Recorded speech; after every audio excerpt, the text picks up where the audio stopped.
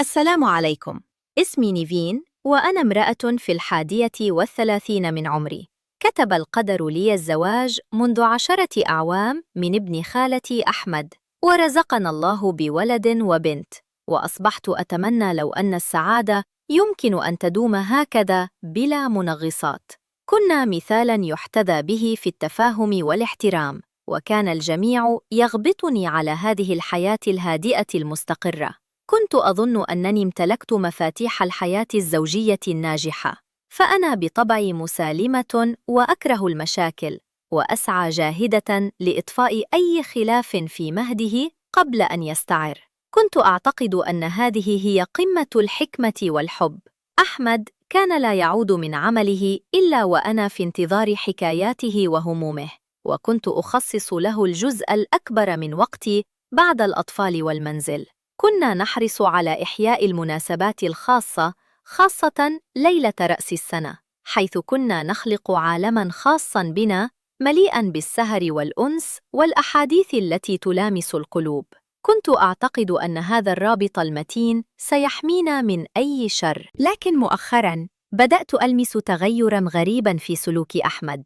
لم يعد ذلك الزوج الحنون الذي أعرفه، تحول إلى شخص آخر منطوٍ يقضي ساعات طويلة مع هاتفه في غرفة مغلقة. كنت أسأله: أفي أمر ما ضايقتك؟ هل هناك مشكلة في العمل؟ فيرد بهدوء المصطنع: لا، لا شيء، فقط أريد بعض الهدوء. كان قلبي يخبرني أن هناك أمراً مريباً. استرجعت ذكرياتنا الجميلة وتساءلت بحسرة: أين ذهب ذلك الزوج الذي كان يشاركني تفاصيل يومه؟ وما هذا السر الذي أصبح يخفيه عني في هذا الهاتف الصغير؟ لم أكن أعلم أن هذا التغير كان مجرد مقدمة لعاصفة قادمة، وأن الأيام ستكشف لي أن ما كنت أظنه تفاهماً وسعادة كان مجرد وهم جميل. هل كان ذلك التغيير مجرد صدفة أم بداية لمؤامرة؟ هذا ما سأخبركم به في الأجزاء القادمة. في خضم حيرتي كان لابد أن أجد مبرراً لتغير أحمد. قلت في نفسي: لعله مرهق أو يمر بضغوط نفسية. لكن لم يمضي وقت طويل حتى بدأت الخيوط تتشابك. تربطني صلة قرابة بابنة خالتي هالة، وهي امرأة كانت متزوجة لفترة قصيرة ثم انفصلت بسبب طباعها الصعبة ورغبتها الدائمة في إثبات ذاتها، ولم يكن لديها أطفال. كانت تزورني بين الحين والآخر، ورغم غرابة الموقف استبعدت أن يكون لأحمد أي علاقة بها. ازدادت دهشتي عندما اقترح أحمد في أحد الأيام أن نأخذ هالة معنا في رحلة المصيف السنوية. قال لي: لتكن معنا، فربما تساعدها الأجواء على نسيان همومها. في العادة كنا نرفض اصطحاب أي أحد في هذه الرحلة، فهي مخصصة لنا ولأطفالنا فقط، لكني استجبت لطلبه ظناً مني أنه يريد فعل الخير. وفعلاً سافرت معنا هالة. كانت مبتهجة بشكل لافت، بل وسريعة الموافقة على الفكرة. وهناك بدأت الشكوك تتسلل إلى قلبي كالنمل. لاحظت أن أحمد يقضي وقتاً طويلاً مع هالة، يتحدثان ويضحكان بحماسة حتى في وجودي. في أحد الأيام بينما كنت أجهز الطعام في المطبخ، خرجت لأجدهما جالسين على الأريكة متلاصقين يقهقهان بصوت عال وهو يريها شيئاً ما على هاتفه. وقفت أنظر إليهما مذهولة، فرفعت هالة رأسها وقالت لي بضحكة متكلفة: زوجك قطعة من العسل يا نيفين. يشرح لي شيئاً مضحكاً للغاية. لم أعلق حينها، لكني شعرت بغصة في حلقي. كانت هالة ترتدي ملابس غير مناسبة للخروج أمام زوجي. أخذت أراقب عن بعد، وبدأت أشعر أن هذا التجمع العائلي البريء يحمل في طياته شيئاً آخر. ترى هل بدأت الأمور تتضح أكثر مما تصورت؟ وكيف سيكون رد فعل أحمد إذا واجهته بشكوكي؟ هذا ما سأكشفه لكم في الجزء التالي. بعد عودتنا من المصيف تفاقمت الشكوك في داخلي، لكني كنت أخشى مواجهة أحمد. مرت الأيام وفوجئت به يطلب مني طلباً لم يخطر ببالي على الإطلاق. كان جالساً أمامي ببرود وقال: نيفين، أنا قررت أتزوج هالة. للحظة توقفت أنفاسي. ظننت أنه يمزح. قلت له بصوت متهدج: ماذا تقول؟ هالة بنت خالتي؟ كيف يخطر لك هذا على بال؟ هل قصرت في حقك؟ هل طلبت مني شيئاً ولم أفعل؟ نظر إلي ببرود وقال: قررت وأنا سأتزوجها، سواء بالتراضي أم بالإكراه. اندلعت بيننا معركة كلامية لم نشهد لها مثيلاً. خرج من المنزل غاضباً، ومكثنا أياماً في قطيعة تامة. كنت أعيش في صدمة، أحاول فهم ما حدث. هل كانت المصيف مجرد غطاء لقصة حب خفية؟ كيف لي أن أواجه عائلتي وأهلي بهذا الخبر؟ ومع اقتراب ليلة رأس السنة، تلقيت اتصالاً غير متوقع من أحمد في العمل. كان صوته هادئاً كأن شيئاً لم يكن. جهزي نفسك يا نيفين، لازم نحتفل الليلة زي كل سنة، ومستعد شولك مفاجأة كبيرة. من داخلي كنت في حالة من الارتباك، لكن فرحة عودة التواصل غمرتني. قلت لنفسي: ربما ندم على ما فعل، أو ربما اكتشف حبه لي. ألم يقل إنه يجهز لي مفاجأة؟ ربما يكون ذلك الصلاح المنتظر الذي طال انتظاره. تجاهلت كل ما حدث، وجهزت البيت وأشعلت الشموع وأعددت أشهى الأطباق. لبست أجمل فستان ووضعت المكياج بعناية، وانتظرت قدومه بفارغ الصبر. كان قلبي يخفق بين الخوف والأمل. هل كانت هذه الليلة حقاً بداية جديدة، أم أنها مجرد محطة أخرى في قطار الألم؟ تابعوا معي الجزء الرابع لتعرفوا ما حدث. عندما فتحت الباب، دق جرس الباب، فهرولت نحوه بقلب يخفق بالحب والأمل. فتحت الباب مبتسمة، وإذا بي أصطدم بمشهد لم أتخيله أبداً. كان أحمد واقفاً، ولكن ليس وحده. بجانبه كان يقف صديقه كريم. شعرت بأن الأرض تدور بي. نظرت إلى ملابسي الأنيقة، ثم إلى وجههما، ثم أسرعت إلى غرفة النوم لأبدل ملابسي وأمسح مساحيق التجميل التي وضعتها خصيصاً له. لحق بي أحمد إلى الغرفة وسألني مستغرباً: مالك؟ خضتي كده ليه؟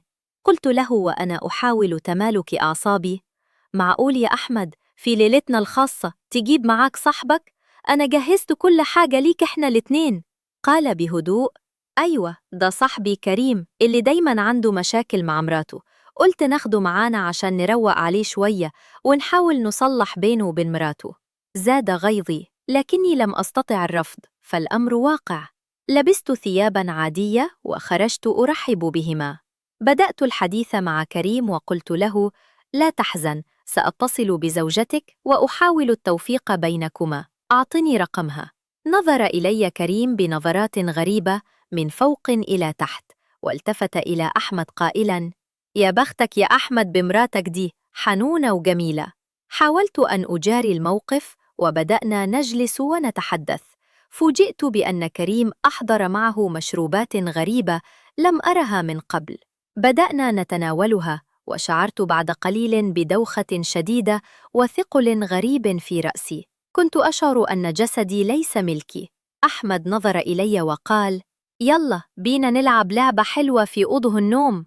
حاولت الاعتذار بحالة الإعياء التي ألمت بي، لكنه أصر قائلاً: تعالي، هتستمتعي جداً. ماذا حدث في غرفة النوم؟